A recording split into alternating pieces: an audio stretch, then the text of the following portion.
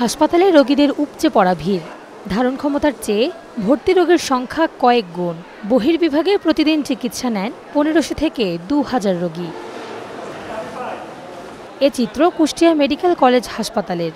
দিন দিন বাড়ছে রোগীর চাপ, যা সামাল দিতে হিমশিম অবস্থা চিকিৎসকদের।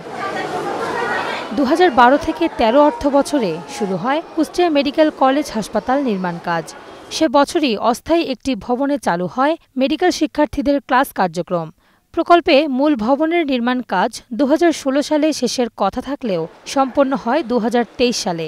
275 কোটি টাকার প্রকল্পের ব্যয় হয় 682 কোটি টাকা। কিন্তু হাসপাতাল প্রতিষ্ঠার এক যুগ পেরিয়ে গেলেও পুরোপুরি কার্যক্রমে আসতে পারেনি প্রতিষ্ঠানটি।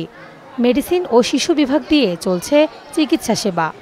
সব বিভাগ চালু না হওয়ায় ব্যাহত হচ্ছে শিক্ষার্থীদের ব্যবহারিক ক্লাস। অন্যদিকে কাঙ্ক্ষিত চিকিৎসা সেবা না পাওয়ায় ক্ষুব্ধ রোগীরা। ডাক্তার দেখানো হয়েছে, ডাক্তার এখন সদরে দিয়ে দিল অপারেশন করবে বলে। এখানে ওটি নাই, ওটির একটা ব্যবস্থা সেমন কোনো ইয়েও নাই। এখানে টেস্ট দিয়েছিল হচ্ছে আলট্রাসাউন্ড করতে হবে, প্রসাব আর রক্ত টেস্টটা দিয়েছিল। কোনো অনেক মেশিনপত্র আসে নাই, ওই জন্য ধরেন বাইরে থেকে করে আসা লাগছে। হসপিটালে যত বেশি পেশেন্টের সাথে আমি দেখা সাক্ষাৎ করতে পারবো, আমার দক্ষ ডক্টর হয়ে বের হওয়ার চান্স তত বেশি বাড়বে। এই ক্ষেত্রে আমাদের একটা বড় সমস্যা হচ্ছে আমাদের হসপিটাল।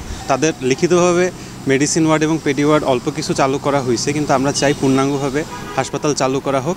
এখনও নানা প্রতিবন্ধকতায় খুঁড়িয়ে খুঁড়িয়ে চলছে কাজ, আর বাড়ছে প্রকল্প ব্যয়। 275 কোটি টাকার প্রকল্পের ব্যয় দাঁড়িয়েছে 682 কোটি টাকায়। সংশ্লিষ্টরা বলছেন, হাসপাতালে যন্ত্রপাতিও এখন নষ্ট হওয়ার পথে। ক্রয় করা কম্পিউটার হাসপাতাল কর্তৃপক্ষ বুঝে নেওয়ার আগেই প্রায় 40 ভাগ অচল হয়ে গেছে।